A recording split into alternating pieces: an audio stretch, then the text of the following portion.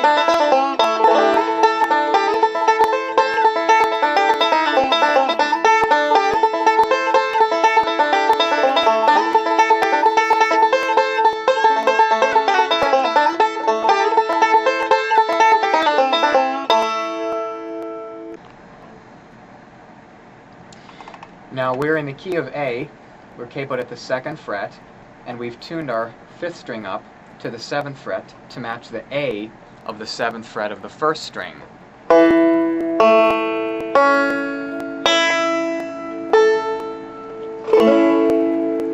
And when Jim plays the song, he just starts on a rake on the 4th fret, the 4th string, from the 5th to the 7th frets. And he uses his middle finger, but you can use your ring finger for those of you who are playing out of positions for 1 finger per fret rule. And he just starts with that big rake on the and beat of the 4th beat. 1 and 2 and 3 and 4.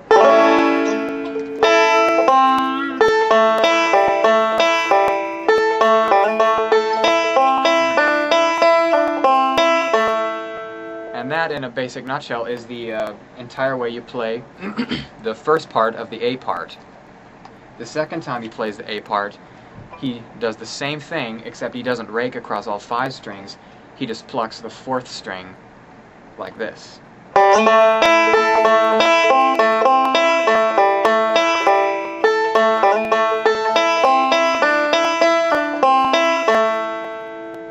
And that's how the A part is played twice. Now when you choke that 3rd string at the 5th fret, I like to choke it beyond the tone of the 2nd string. I don't like to bring it up to the exact same note. I like to choke it a little beyond to get that dissonance. It sounds more like a chicken cluck if you look at it that way. So played in the song, it would sound like this.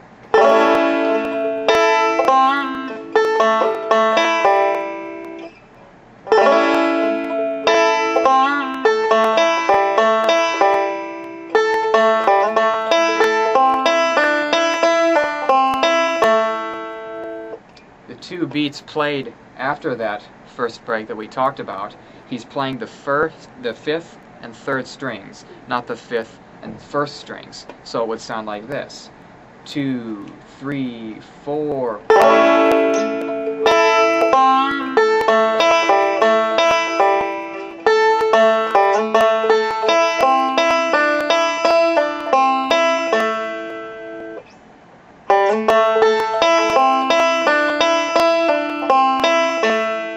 And that's just an in and out roll combined with a thumb middle, index middle roll.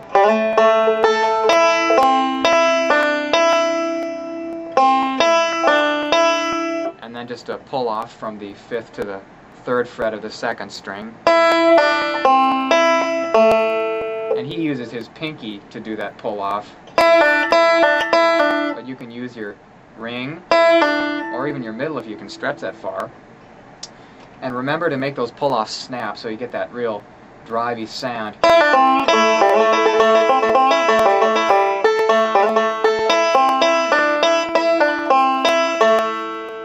And he begins a second time, just the same thing.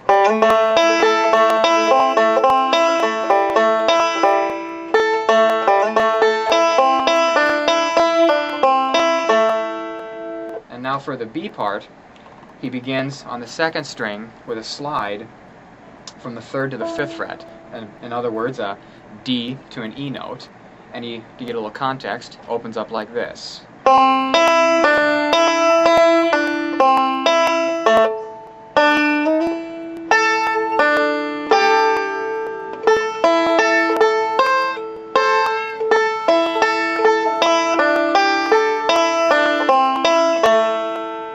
Don't be afraid to hit that real hard and make it sound good. Make that slide sound real slow. You want each of those notes to count.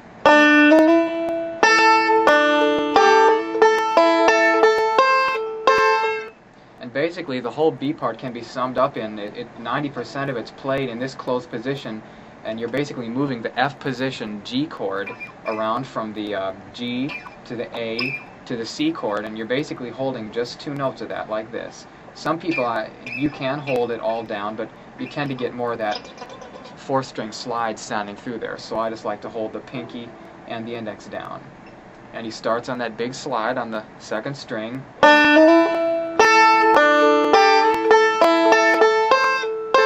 And remember to choke that note on the 2nd time around at the 10th fret, that C note. And just a little choke, not a whole step choke, but a half-tone choke.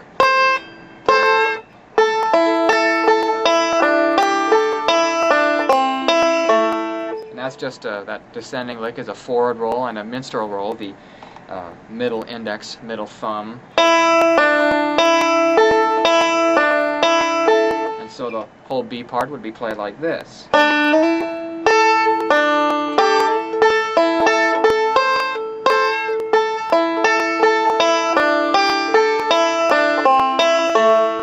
Time around, he just begins.